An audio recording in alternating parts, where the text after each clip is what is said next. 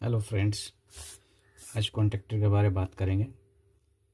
तो इलेक्ट्रिकल ज्ञान में स्वागत है दोस्तों। आइए कॉन्ट्रैक्टर के बारे में जानेंगे। पहला है कॉन्ट्रैक्टर क्या होता है, कितने प्रकार के होते हैं, कौन सा कॉन्ट्रैक्टर कहाँ इस्तेमाल होता है। इन सारी बातों को आज क्वेश्चन का हल समझेंगे।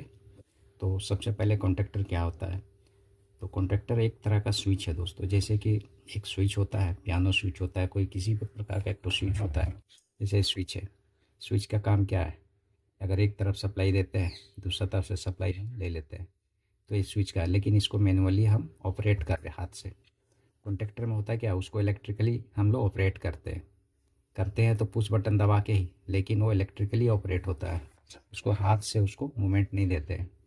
जिस तरह से एक कॉन्ट्रैक्टर हुआ दोस्तों, इस कॉन्ट्रैक्टर को हम हाथ से ऐसे प्लंजर को नहीं पुश करते, ऐसे नहीं करते। इसको हम इलेक्ट्रिकली इसका जो कोयल सप्लाई है वहाँ पर हम सप्लाई वोल्टेज देते हैं। जैसे यहाँ पर आपका कोयल है, A2 हो गया, A1, इधर A1 हो गया, A2, यानी A1 A2 में आप कोयल सप्लाई देते हैं। तब जाकर ये कोयल ऑपरेट होता है, प्लंजर को नीचे खींचता है। तब आपका इधर आपका L1 T1, L1 से सप्लाई देंगे तो T1 में आउटपुट निकल जाएगा। T1 जहाँ लिखा रहेगा लोड की तरफ होता है, L1 जहाँ लिखा रहेगा L, वहाँ आपका सप्लाई इनपुट होता है। L1 L2 यानी कि दो सप्लाई, यानी कि दो पोल का एक कॉन्ट्रैक्टर है। और इसका आउटपुट हो गया T1 T2। L1 L2 में सप्लाई देंगे, T1 T2 में आउटपुट आप ले लेंगे। तो ये दो पोल का कॉन्ट्रैक्टर है दोस्तों। और किस कैटेगरी का है, ये AC2 कैटेगरी का है। इसका जो AC2 है ये कहाँ यूज होता है, इसके बारे में भी बताऊंगा। तो इसमें कोयल सप्लाई देता है, सारे कॉन्ट्रैक्टर का काम सेम होता है।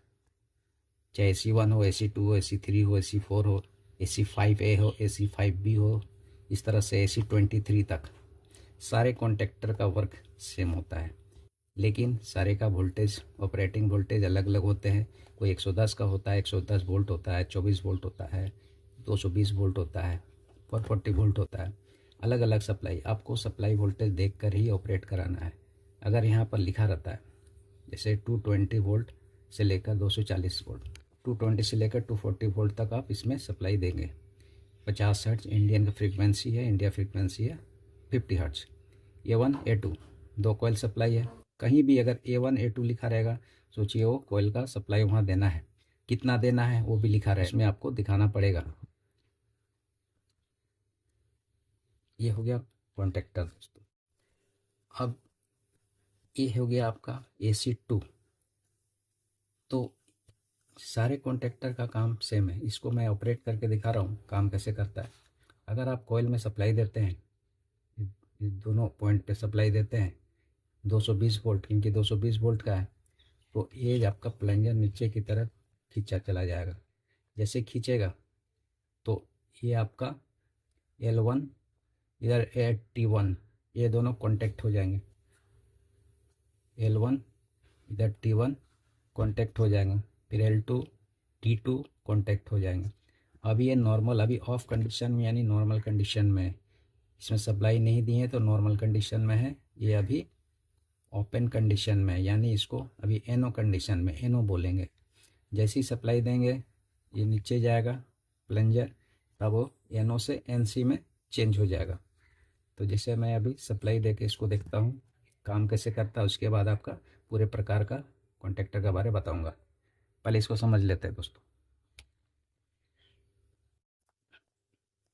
पहले इसमें सप्लाई देते हैं, यहाँ से सप्लाई वोल्टेज देते हैं दोस्तों। यहाँ सप्लाई लगाते हैं, स्विच को ऑन करते हैं, इसमें सप्लाई आ गया। ये हमारा सीरीज में है, इसको अगर आप टच भी करेंगे तो कुछ होगा नहीं।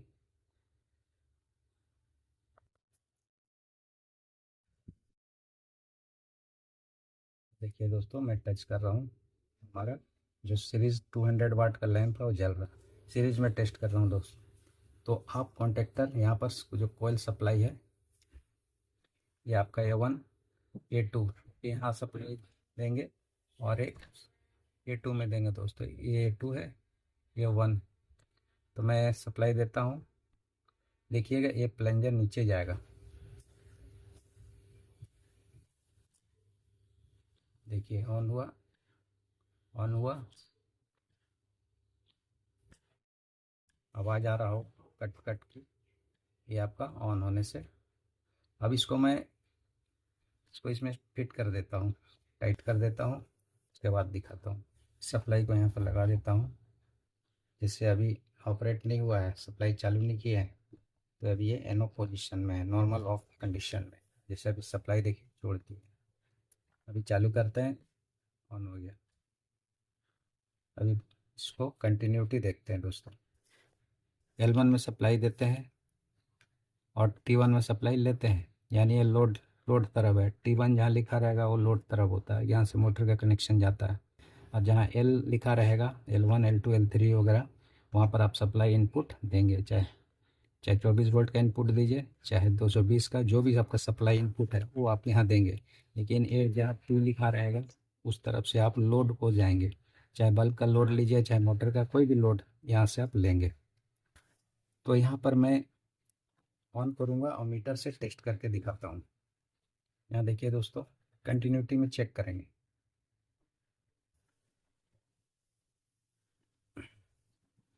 मीटर को आप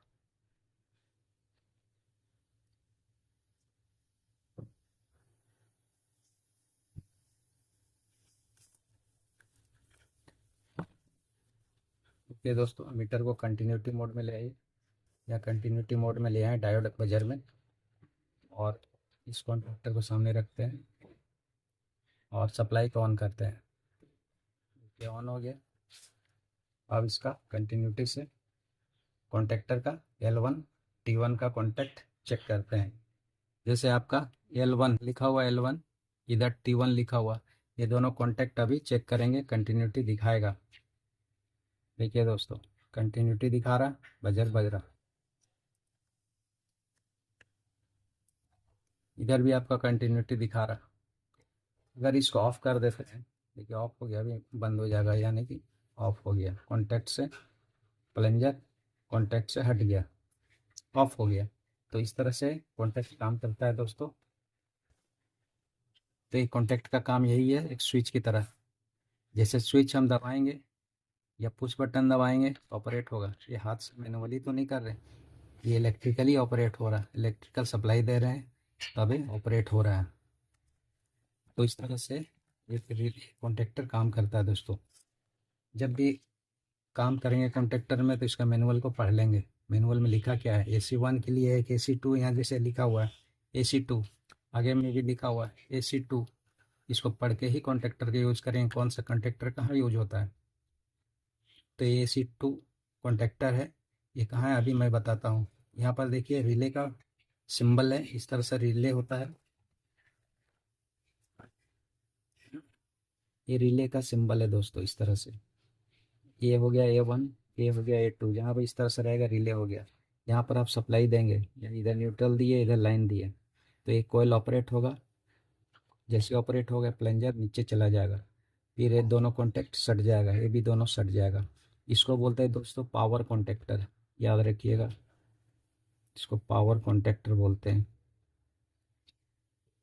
जितने कॉन्टैक्टर है A1 से लेकर AC1 से लेकर 23, उसमें आपका एक कॉन्टैक्टर मैं बताऊंगा जो AC11 है, वो आपका एक्सिलियरी कॉन्टैक्ट है दोस्तों। वो बहुत ही उसका काम पड़ता है, बहुत उपयोगी है दोस्तों। अरे सारे जितने भी L1 L2 L3, ये सारे पावर कॉन्टैक्ट होते हैं। जहाँ एक्सिलरी कॉन्टैक्ट होते हैं वहाँ पर आपका NO NC इस तरह से लिखे रहेंगे। ये दोस्तों और एक चीज़ देख लीजिए इसमें, AC2 तो है एक कॉन्टैक्टर। किस टाइप का कॉन्टैक्टर AC2 का है, लेकिन और एक चीज़ है दोस्तों, उसमें AC3 भी लिखा हुआ है। अब कन्फ्यूज़न होइएगा कि AC3 क्यों लिखा हुआ। AC3 में भी आप इसको यूज कर सकते हैं, लेकिन उसका भी दिया हुआ है 20 एम्पियर तक, उसके अंदर ही इस्तेमाल करेंगे इसको। ओके दोस्तों, ये हो गया आपका UE, यानी कि रेटेड ऑपरेशनल वोल्टेज हो गया, यानी यह वोल्टेज दिया हुआ है, रेटेड ऑपरेशनल वोल्टेज हो गया दोस्तों। इसके बारे में अगर आपको जानना है तो आप कमेंट बॉक्स में मैसेज कीजिएगा, सारे कॉन्टैक्टर के बारे में बताऊंगा। ये सारे इंपॉर्टेंट कॉन्टैक्टर हैं जो यूज होते हैं, जैसे AC1 से AC2 AC3 AC4 5, ये इसको छोड़ दीजिए, 6A 6B 11, इस तरह से इतने कॉन्टैक्टर इस्तेमाल होते हैं ज़्यादातर दोस्तों, ज़्यादातर आपका थ्री, ये जो AC3 है ये इंडक्शन मोटर में आपका यूज होता है। तो अभी बताऊंगा दोस्तों इसका बारे में। तो कॉन्टेक्टर आप समझ गए होंगे। तो सबसे पहला दोस्तों AC1 के बारे में जानूंगा। कॉन्टेक्टर क्या होता है वो तो समझ गए, कितने प्रकार के हैं वो भी मैंने अभी बताया, दिखाया यहाँ पर। और कौन सा कॉन्टेक्टर कहाँ इस्तेमाल होता है अब मैं बताऊंगा। तो सबसे पहला AC1, आपका AC1, ये कॉन्टेक्टर क्या होता है, कहाँ होता है। तो ये दोस्तों ये कॉन्टेक्टर जो है रेजिस्टिव लोड के लिए इस्तेमाल होते हैं। यहाँ पर रेजिस्टिव लोड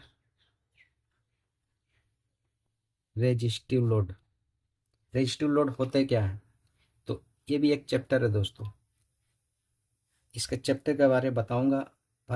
फिलहाल अभी थोड़ा बता देता हूँ रेजिस्टिव लोड होता क्या है। रेजिस्टिव लोड जिसका पावर फैक्टर 0.95 से लेकर 1 का बीच में रहेगा, तब सोचिए वो रेजिस्टिव लोड में आता है। ओके दोस्तों, रेजिस्टिव लोड में हो तो किसको लेंगे रेजिस्टिव लोड में? कॉन्टेक्टर को लेंगे क्या रेजिस्टिव लोड में? नहीं, क्योंकि इसमें कॉइल होता है।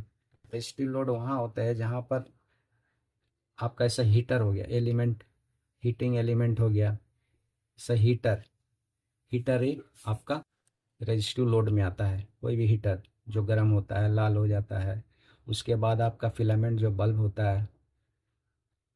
जो होता है वो आपका, जैसे मैं दिखाना चाहूँगा इस टाइप का बल्ब, ये आपका रेजिस्टिव लोड में आता है।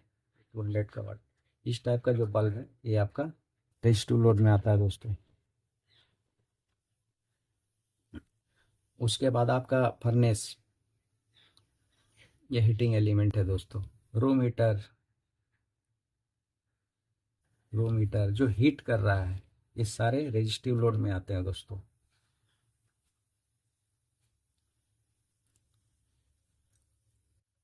इस AC1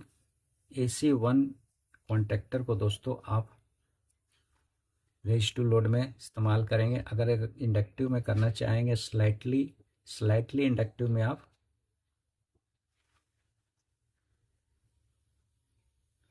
स्लाइटली इंडक्टिव लोड में आप इस्तेमाल कर सकते हैं। तो AC1 रेजिस्टिव लोड के लिए। अब आते हैं AC2, जो मैंने अभी दिखाया कॉन्टेक्टर AC2 के लिए है। इसको कहाँ इस्तेमाल करते हैं दोस्तों? AC1 तो आपने देख लिया, समझ लिया। अब AC2 जो हो आपका इंडक्टिव, जितने कोयल टाइप के हैं, कोयल से ऑपरेट हो रहे हैं, यहाँ कोयल लगा हुआ है, इंडक्शन हो रहा है, इंडक्टिव लोड। AC2 जो है इंडक्टिव लोड के लिए दोस्तों होता है, जैसे कि स्लिप रिंग मोटर आपने देखा होगा दोस्तों। उस मोटर में एक आर्मेचर होता है बीच में और स्लिप रिंग लगे होते हैं। स्लिप रिंग से क्या होता है, पावर को इनपुट आउटपुट करते हैं। उसको लिख देते हैं दोस्तों। Mostly prefer for high torque current equipment, ये स्लिप रिंग मोटर के लिए बात कर रहा हूँ। AC2 जो है हाई टॉर्क करेंट के लिए इस्तेमाल होता है, तो वहाँ पर AC2 इस्तेमाल होता है। तो ये दोनों के बारे में जाने। तीसरा है AC3 टाइप का कॉन्टेक्टर। ये ज़्यादा इस्तेमाल होते हैं दोस्तों। जितने भी इंडक्शन मोटर होते हैं स्क्वायल केज टाइप के, जो स्क्वायल केज इंडक्शन मोटर किसे बोलते हैं? सारे तो इंडक्शन मोटर है, लेकिन स्क्वायल केज हो गया, स्लिप रिंग मोटर हो गया, तो स्क्वायल केज टाइप ज़्यादातर यूज होते हैं। जितने इंडस्ट्री में जितने भी लगते हैं, चाहे लिफ्ट में हो, चाहे आप कहीं भी इस्तेमाल होते देखते हैं, सारे अधिकतर वो AC3 कॉन्टेक्टर ही इस्तेमाल होते हैं। AC3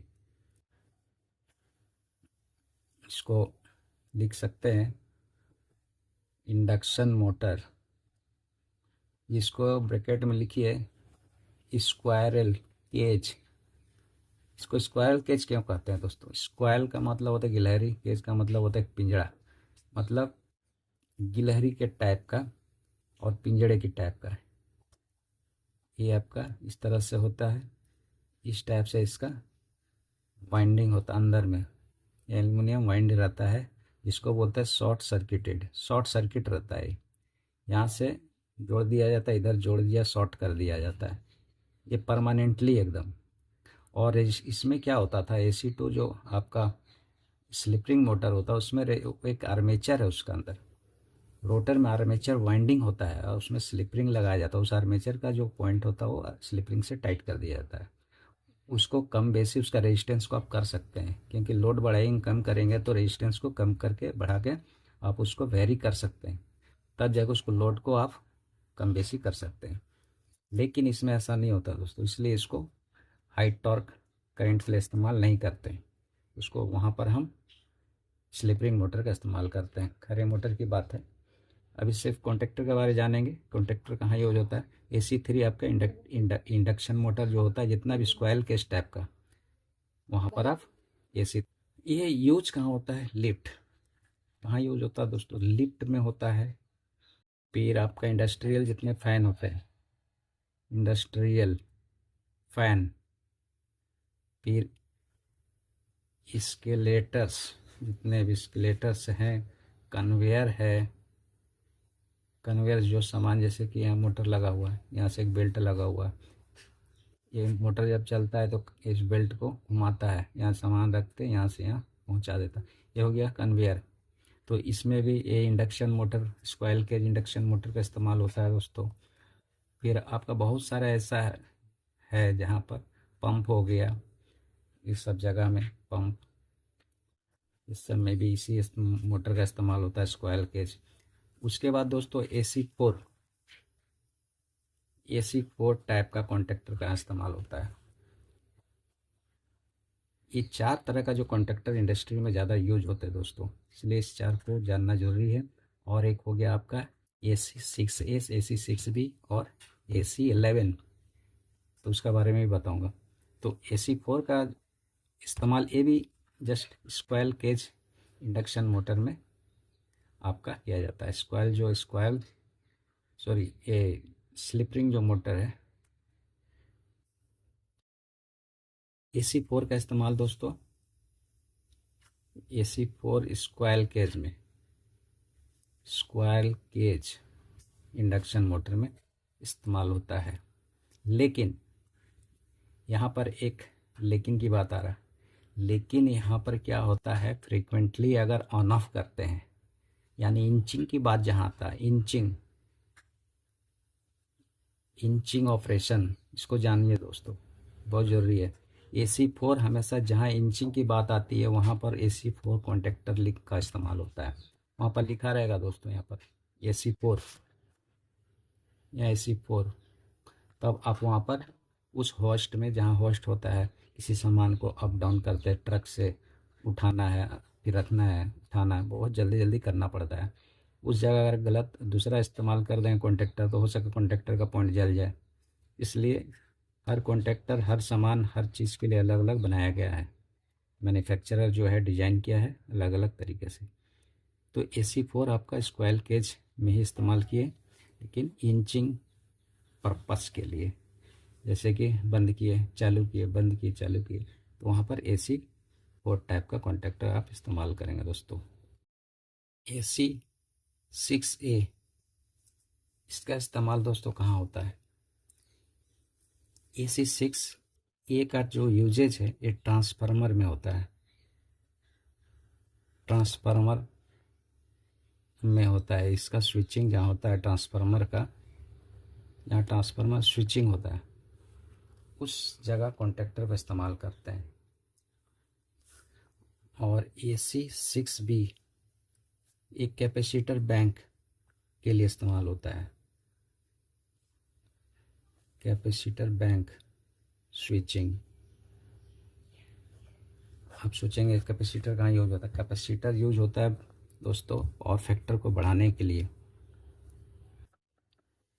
power factor increase. तो इसके बारे पढ़ेंगे पावर फैक्टर के बारे में,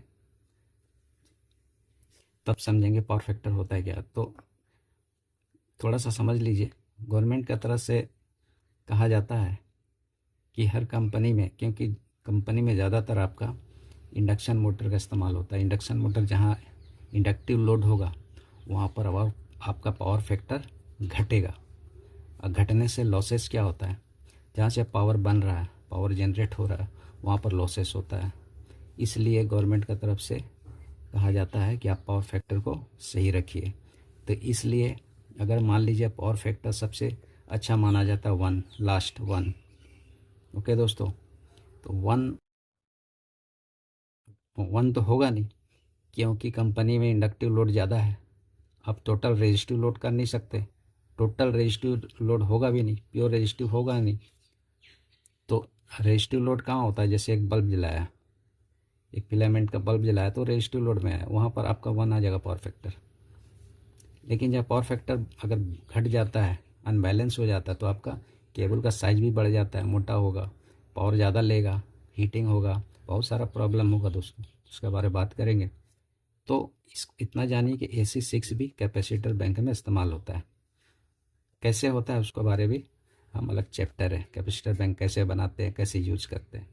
उसके बाद दोस्तों AC11 लास्ट, ये बहुत इम्पोर्टेंट है। AC11 ये आपका एक्जेलरी कॉन्टैक्ट के लिए इस्तेमाल होता है। एक्जेलरी कहाँ पर इस्तेमाल होता है, जैसे कि मैंने शुरू में एक क्लास लिया था, एक चैप्टर दिखाया था जिसमें होल्डिंग करना सीखे थे, कॉन्टैक्टर को कैसे होल्ड करते हैं। एक वीडियो है, वीडियो को आप देख लीजिएगा कि कॉन्टैक्टर को होल्ड कैसे करते हैं। जैसे मान लीजिए कि आप पुश बटन दबाएं, यहाँ से एक एनो पुश बटन है, एनो पुश बटन दबाएं तो हमारा यहाँ जो कॉन्टैक्टर है, यहाँ से कॉइल सप्लाई अगर देंगे, इसको यहाँ न्यूट्रल लिए, यहाँ से लाइन लिए, ये लाइन जब सप्लाई यहाँ तक आता है, न्यूट्रल ऑलरेडी मिला हुआ है, तो ये पुश बटन को दबाते हैं तो कॉइल ऑपरेट होता है, तो प्लंजर खींचता है तो ऑन होता है, छोड़ देते हैं तो फिर सप्लाई यहाँ से कट जाता है, फिर ऑफ हो जाता है। ये हो गया आपका होल्डिंग नहीं हुआ। अब इसको होल्ड करने के लिए एक बार दबाएं, ये ऑन रहना चाहिए। तो करते क्या है, तो एक एनो एक्जेलरी कॉन्टैक्ट का इस्तेमाल करते हैं।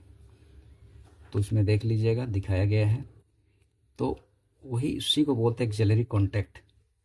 ये आपका एनो होते हैं और एनसी, एनो एनसी, एनो का मतलब होता है नॉर्मली ओपन, और एनसी का मतलब होता है नॉर्मली क्लोज। यानी कि अगर क्लोज मतलब ऑन कंडीशन में ही रहेगा, यानी कॉन्टैक्ट हमेशा सटा रहेगा। यहाँ सप्लाई दिया निकल गया, वो हो गया एनसी। और एनो होता है यहाँ सप्लाई दिए, यहाँ से नहीं निकलेगा जब तक इसको एनो हुआ, एनसी नहीं बनाएंगे। जब सप्लाई देंगे तो कॉइल में सप्लाई देंगे, ऑपरेट होगा तभी एनसी होगा। तो ये हो गया आपका AC11। AC11 का कॉन्टैक्टर आपका एनो एनसी में ही रहता है, एनो लिखा रहेगा। जैसे कि आपका 21 हो गया, 22 हो गया, इस तरह से ये आपका कॉन्टैक्ट में सटा रहेगा, यानी 21-22 ये हो गया एनसी। तो इसका बारे में पहचान क्या है दोस्तों, लास्ट वाला डिजिट देखिएगा, यहाँ पर 21 लिखा रहेगा, 22 सोचिएगा कि ऊपर और नीचे, यानी एक ही कॉन्टैक्ट में आएगा। यानी अगर एक कॉन्टैक्ट सटेगा तो 21-22 ही सटेगा, 21 के साथ 24 नहीं सटेगा। अगर मान लीजिएगा यहाँ पर 31-32, ये भी आपका एनसी कॉन्टैक्ट ही है। लास्ट में इसका 1 है, इसका भी 1 है, 2 है, इसका 2 है, ये मत देखिए, आगे वाला को नहीं देखना है। इसका भी 3 है, इसका 2, इसको नहीं देखना है। इसका लास्ट वाला दायां तरफ 1 है, 2 है, इधर भी 1 है, 2 है, यानी कि ये एनसी कॉन्टैक्ट है। एनो रहेगा तो लास्ट में क्या रहेगा, 3-4, जैसे 54, 54, 53, इस टाइप का अगर कॉन्टैक्ट का नंबर रहेगा तो 3 को देखिएगा, ये हो गया एनो। ये पहचान है दोस्तों। अगर वीडियो अच्छा लगा शेयर कीजिए, लाइक कीजिए, सब्सक्राइब कीजिए दोस्तों। धन्यवाद।